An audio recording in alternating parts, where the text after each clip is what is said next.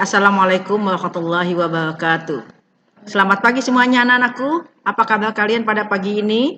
Mudah-mudahan kalian semuanya baik, sehat, sehingga dapat mengikuti pembelajaran home learning melalui video streaming pada pagi ini.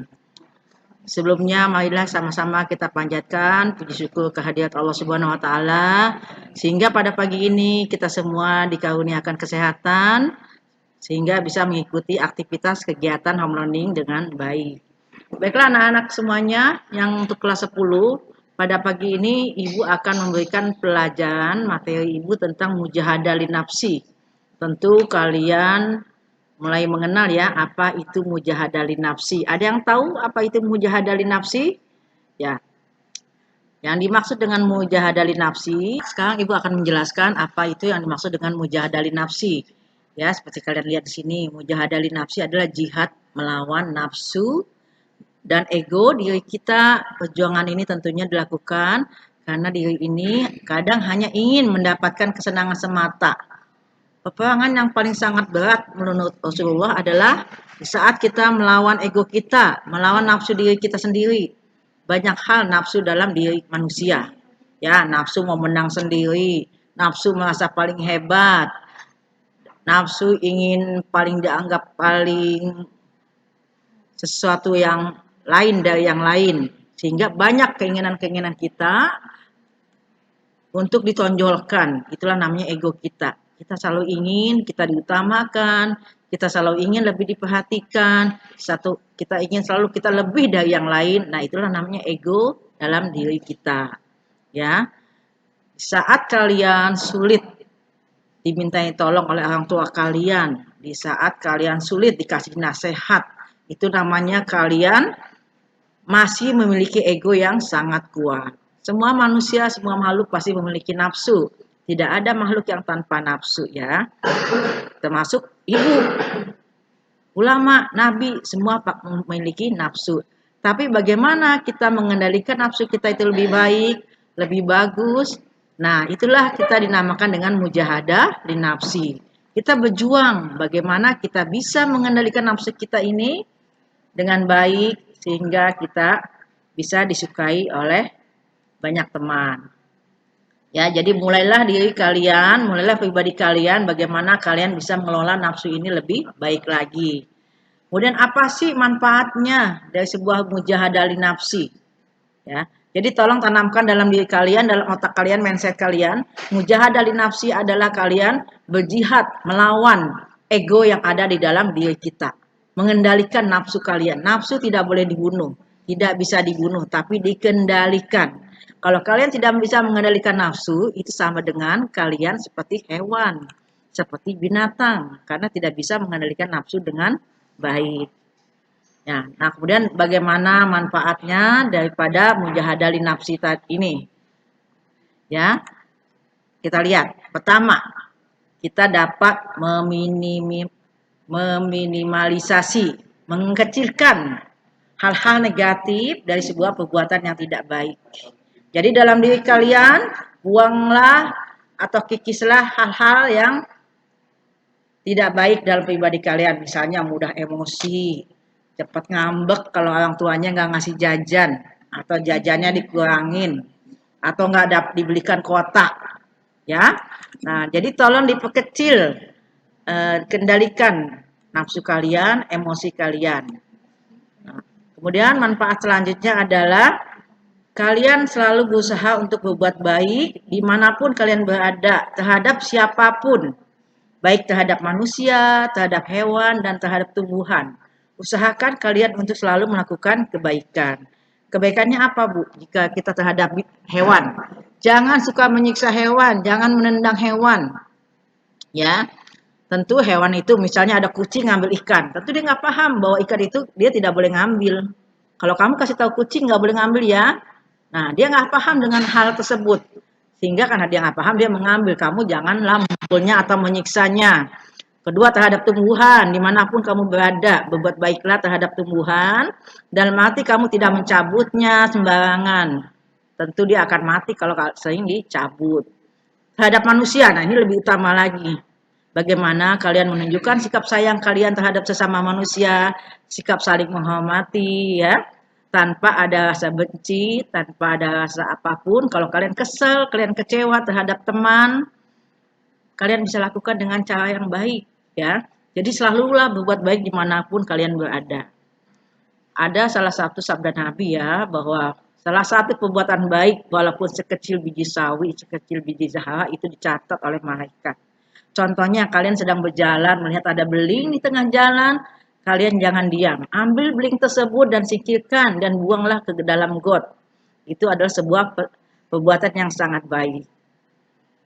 Perbuatan baik lainnya adalah dikala kalian bertemu sesama muslim, kalian ucapkan salam, assalamualaikum. Jangankan kepada Bapak Ibu Guru, kepada teman kalian pun kalian mesti mengucapkan salam. Ya. Tentu yang mendengarnya pun wajib menjawabnya.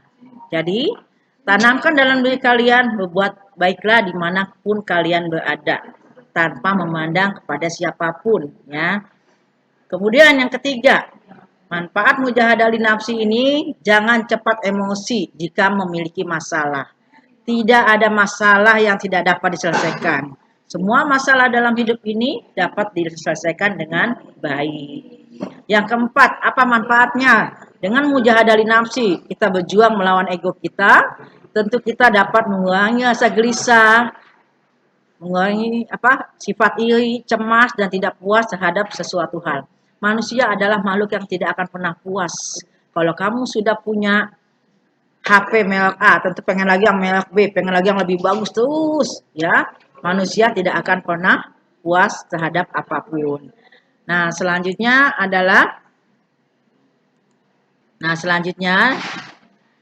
setelah kita sudah bagaimana kita mengendalikan diri kita dengan baik, mengendalikan ego kita dengan baik, nafsu kita dengan baik, tentunya kita akan memiliki teman. Kita akan memiliki ukhuwah Islamiyah. Apa itu ukhuwah? Ukhuwah adalah persaudaraan, persahabatan, pertemanan yang baik. Tentu pertemanan ini diikat oleh satu agama. Ya, perasaan senasib, seperjuangan yang diikuti oleh kesamaan. Kesamaannya kita apa? Sama-sama punya akidah yang sama, sama-sama satu agama, ya. Ukhuwah Islamiyah artinya persaudaraan karena kita satu akidah. Diumpamakan satu tubuh. Jika tubuh kamu sakit, gigi kamu yang sakit, apa yang terjadi? Kepala kamu pusing, badan kamu lemes, gak enak makan. Semuanya berimbas, akibatnya sakit emah. Padahal yang sakit gigi, ya kita buang dulu tuh gigi kita cabut, kita simpen. Gak mungkin kan? Karena kita di dalam satu tubuh. Ya, jika ada satu tubuh yang sakit, maka bagian tubuh yang lain akan ikut merasakannya. Itulah yang dinamakan satu penderitaan, senasib, seperjuangan. Kita karena ada dalam satu tubuh.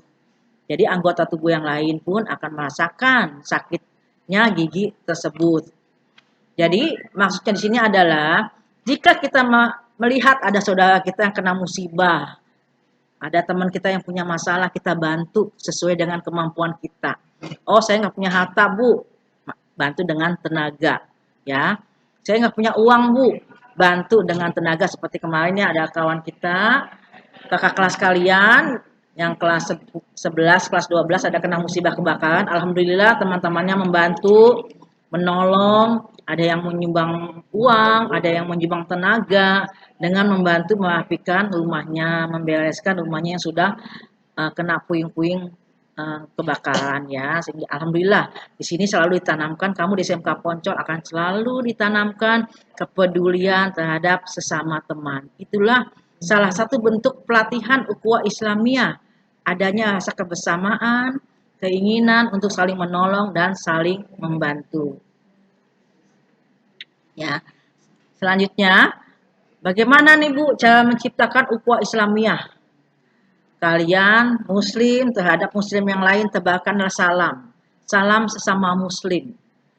Kedua, bagi kalian yang tinggalnya dekat masjid, dekat mushola, usahakan untuk selalu sholat berjamaah. Apalagi kalian laki-laki, kalau sholat berjamaah kalian berkumpul di masjid, tentu pahalanya lebih besar dibandingkan kalian sholat sendirian di rumah. Nah, kemudian menolong sesama umat Islam. Dimanapun ada umat Islam, dia kena musibah, kena bencana, tolonglah dan dibantulah oleh kalian. Apalagi teman yang satu sekolah, apalagi tetangga kalian. Tentu itu wajib kalian untuk menolongnya. Keempat, saling memaafkan, saling mendoakan. Nah, jika ada saudaranya yang terkena musibah, atau oh ya, jika ada teman kalian yang bermusuhan, jangan didiamkan. Jangankan kalau mau jadikan hal-hal apa ya, tahan. Kamu lihat deh nih, anak itu damai enggak? Kalau enggak damai, yuk saya pegang si A, saya pegang si B. Jangan seperti itu. Damaikanlah teman kamu yang sedang bermusuhan. Ingat dalam Islam kita tidak boleh bermusuhan lebih dari 3 hari. Kita tidak boleh tidak menyapa lebih dari 3 hari. Jadi kalau kalian besok melihat ada kawan yang sedang ribut, sedang beda pendapat, sedang bertengkar, maka damaikanlah teman kalian tersebut. Jangan malah kalian panas-panasin supaya berkelahi, supaya ribut, supaya berantem. Kamu mengambil keuntungan dari kejadian tersebut. Tidak. Nah, demikian yang bisa Ibu sampaikan tentang materi kita mujahadah linafsi pada pagi ini. Mudah-mudahan kalian memahami. Kalau memang ada yang tidak kalian pahami, kalian catat, tulis di catatan. Silakan japri ke Ibu pertanyaan tersebut. Minggu depan akan Ibu bahas lagi dengan baik ya. Sekian wabillahi taufiq wal hidayah. Wassalamualaikum warahmatullahi wabarakatuh.